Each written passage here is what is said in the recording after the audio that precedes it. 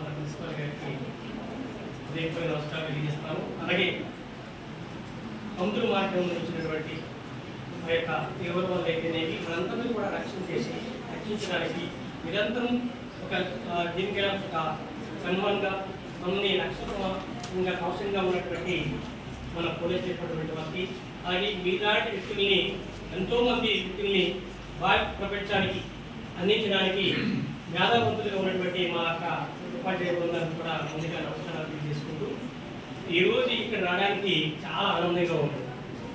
ఏంటి ఆనందం? ఇప్పుడు మీరు తీసుకెళ్ళిపోతారా ఏంటి అని ఇంకోటి ఎంత గ్రౌండ్ లెవెల్లో మేము ఆడిన దానికి ఎంత అట్రాక్ట్తో కూడుకున్న ప్రేజ్ ఇస్తారని కూడా మీరు ఉంచుకోలేదు. అవునే కదా? నువ్వు వాస్తవం చెప్తాను, నేనైతే నేను అనాలిసిస్ ప్రకారం చెప్తాను. ఇదే గ్రౌండ్లో, ఇదే స్కూల్లో, ఇదే కాలేజీలో గడిచినటువంటి 25 సంవత్సరాల క్రితం నేను కూడా మీలాంటి స్టూడెంట్ అయ్యాను.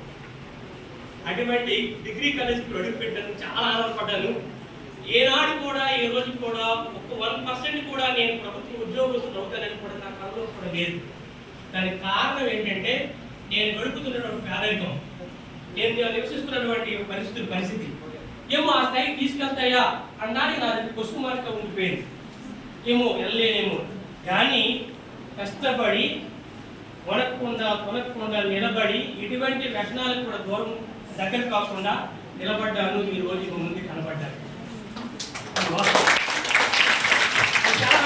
అందరూ కూడా ఏమనుకుంటారంటే మీ ఏజ్ పరంగా చూస్తుంది అందరూ కూడా గాలిలో తేలాడుతున్నటువంటి ఏజ్ ఉన్నటువంటి వాళ్ళు.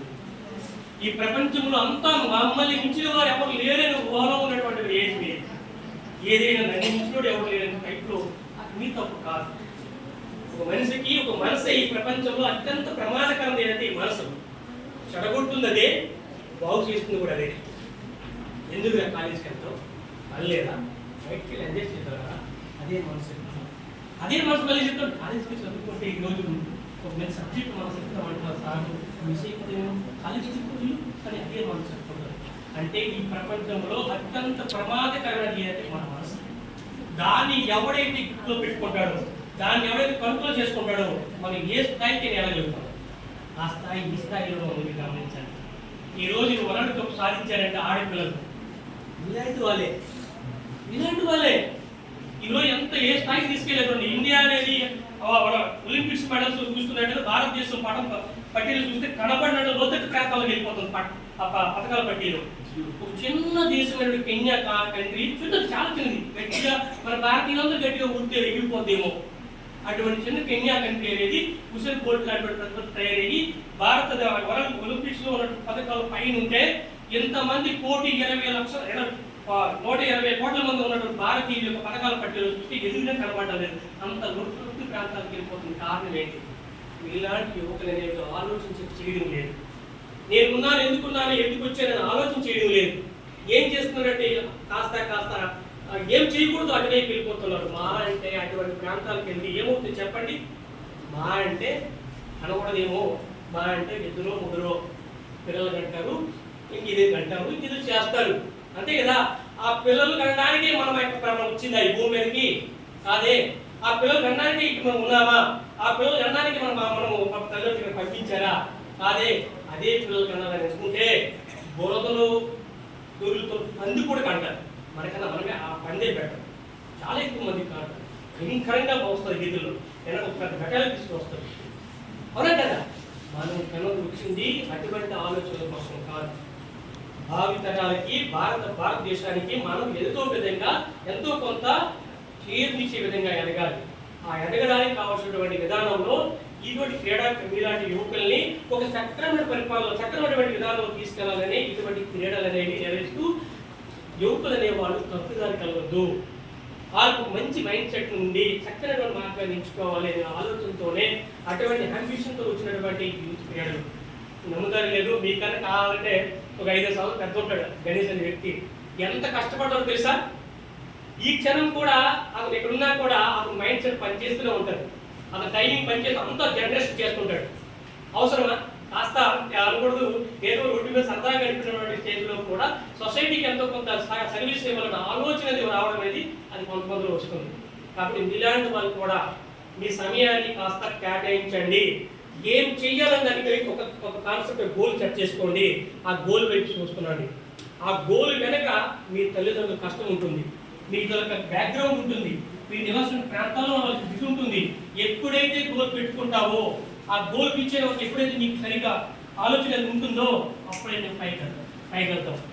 కాబట్టి ప్రతి ఒక్కరు కూడా ఆలోచన పెట్టుకోండి. ఇవన్నీ వస్తాయి. ఏనాడైనా ఎప్పుడైతే నువ్వు ఉన్న స్థాయికి వెళ్తావో వెళ్ళిన తర్వాత మీ అమ్మ నా దగ్గరికి కాస్త అమ్మ ఫలానా సందర్భంలో నేను ఈ ఉద్యోగం సాధించాను, ఈ పొజిషన్కి వచ్చాను, కాబట్టి నేను ఫలానా ఏమైనా ఉంటే ఏమైనా మాకు ఇష్టమైన వాళ్ళు లేకపోతే ఏమైనా పార్ట్నర్స్గా ఎంచుకోవాలనుకున్నప్పుడు అవన్నీ కూడా పక్కన పెట్టండి. మీ టార్గెట్ ఎంచుకున్న తర్వాత అదే టార్గెట్ రీచ్ అయిన తర్వాత ఆ టార్గెట్ పట్టుకుని మీ పేరెంట్ దగ్గరికి వెళ్తే అప్పుడు చెప్పండి, అమ్మ నేను అనుకున్న వాటి ఉద్యోగస్తులు ఎదిగారు, ఈ స్థాయిలో ఉన్నారు, కాబట్టి ఈ విషయంలో నేను నాకు ఇది నా ఆలోచన ఉంది అని ఎంచుకున్నాను చెప్తే ఏ తల్లిదండ్రులు ఒప్పుకో చెప్పండి. ఎటువంటి అంబిషన్స్ లేవు, ఎటువంటి టార్గెట్స్ లేవు, ఏమీ లేదు. ఇంత కష్టపడ్డాడు కానీ పెంచి పోషన్ తల్లిదండ్రులు విడిచిపెట్టు ఏదో గాలిలో తిరుగుతాడు, గాలిలో మేడలు కట్టుకుంటూ ఎవడో మధ్యలో వచ్చి గొట్టం కడుతూ ఆలోచనలు పడిపి వాళ్ళు వెళ్ళిపోతుంటే ఈ సమాజం వెళ్ళిపోతుంది చెప్పడం. కాబట్టి అటువంటి మార్గాల్లో ఆలోచన చేయకండి, సమయం కేటాయించండి. ఆ సమయం కోసము శ్రమ పడండి, గోల్ రీచ్ పెట్టుకోండి, ఆ గోల్ రీచ్ అవ్వడం ట్రై చేయండి. ప్రతిరోజు కూడా సమయం కేటాయించండి, ఆటలకు కూడా సమయం కేటాయించండి. ఆరోగ్యమే మహాభాగ్యం అన్నారు.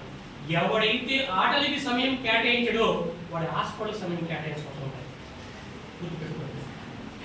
ఏం సార్ ఆటలు మాకు ఎందుకు సార్, నాకు 3 పూటల భోజనం సార్, మా అమ్మ పెడతాం సార్, ఎక్కడికి పెడతాం సార్ అని అమ్మ గట్టి చెప్తుంది.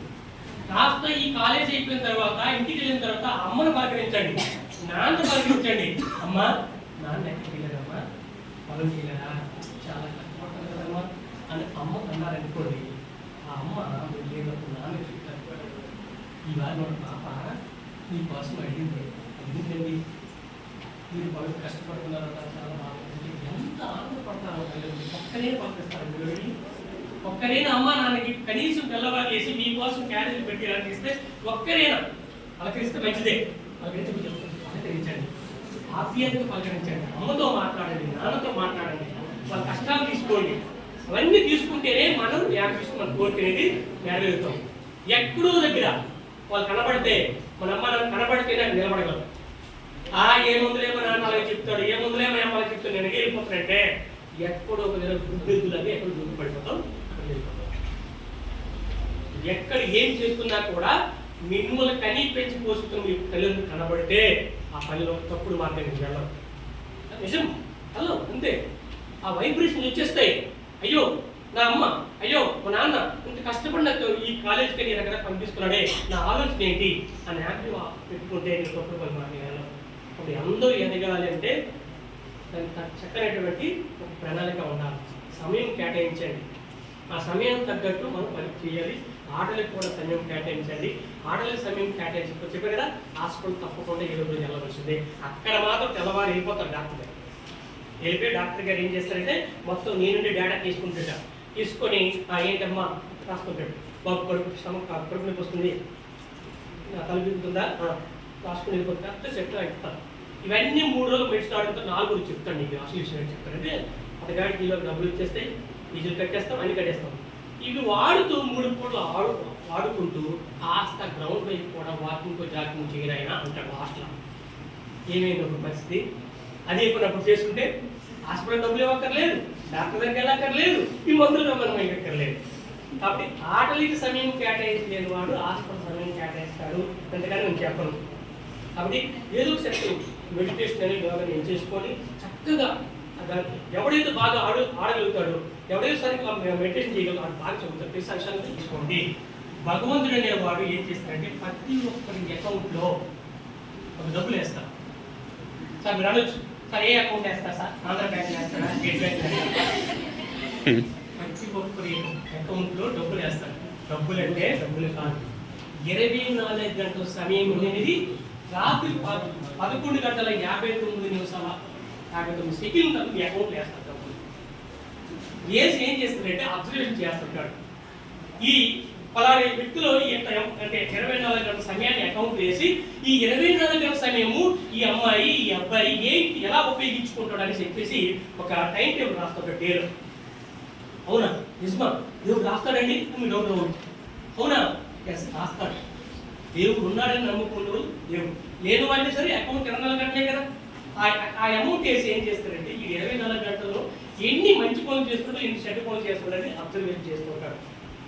అలా వేయడం ఎందుకు, మాకు అబ్జర్వేషన్ చేయడం ఎందుకు అని మీకు ఉండొచ్చు. కానీ రిజల్ట్ ఎప్పిస్తాడు తెలుసా? రిజల్ట్ ఎప్పుడు అప్పుడు అకౌంట్లో డబ్బులు ఇస్తాం ఏం చేస్తాం సార్ అని మీకు డౌట్ రావచ్చు. అప్పుడు ఏం చేస్తే ఆ డే మొత్తం కూడా ఒక డేటా రాస్తాడు. అలా అమ్మాయి అకౌంట్లో 24 గంటల సమయాన్ని వేసాను అకౌంట్లో, ఈ 24 గంటలు ఎలా ఉపయోగించుకుందో డేటా రాస్తూ ఫైనల్ రిజల్ట్ ఇస్తాడు. అలా వేసిన తర్వాత ఏం చేస్తారు సార్, డబ్బులు అప్లై తీసుకోవడం మనకి మీకే ఇస్తాడు. ఎలాగిస్తాడంటే రిజల్ట్ రూపంలో ఇస్తాడు. ఈ 24 ఫర్ ఎగ్జాంపుల్ ఆ జ్యోతి అనే అమ్మాయి ఉందనుకోండి, లేదా ఏదో పేరు ఉందనుకోండి, ఒక అమ్మాయి అకౌంట్లో 24 తీసి అబ్జర్వేషన్ చేస్తుంది. ఒక అమ్మాయి ఏం చేస్తుందంటే 24 గంటల సమయంలో ఏం చేస్తుందంటే రోడ్డు మీద టెస్ట్ ఎలా రిజల్ట్ ఇస్తారు చూడండి భగవంతుడు. ఇలా వెళ్తుంటే ఈవిడ ఏం చేస్తుంటే ముసలి వాళ్ళు అట్టగా రోడ్డుకి ఏం పెద్ద రాళ్ళు పెట్టి సైడ్కి వెళ్ళి చూస్తుంది అనమాట. అంటే ఆ రాయితన్ని పడిపోతే ఆ ముసలోడికి ఎవరికి పళ్ళు ఊడిపోతే అది చూస్తే ఆనందపడతానని చెప్పేసి ఈవిడతో రాస్తున్నాను చెప్తాం. రిజల్ట్ భగవంతుడు ఎలాగిస్తారండి చూస్తుంటే ఈవిడ ఏంటంటే అవే జరిగింది, రోడ్డుకి అడ్డగా అక్కడ రాయి పెట్టింది, ఆ ముసలాయన పాపం పడిపోయి పళ్ళు ఊడిపోవడం జరిగింది. బాధతో ఉంటే సైడ్ నుండి ఈమె సరదాగా హాయిగా ముసలో పడిపోయి పళ్ళు పోయి జరిగింది చక్కగా నవ్వుకుంటూ ఉంటాడు. భగవంతుడు ఏం చేశాడు, 24 సమయాన్ని అకౌంట్లు వేస్తే నువ్వు ఇటువంటి పిచ్చి పనికి సమయం కేటాయిస్తావా, వెరీ గుడ్ అని ఈ అమ్మాయి చేసిన పని బాగలేదు, ఇంటి పెట్టు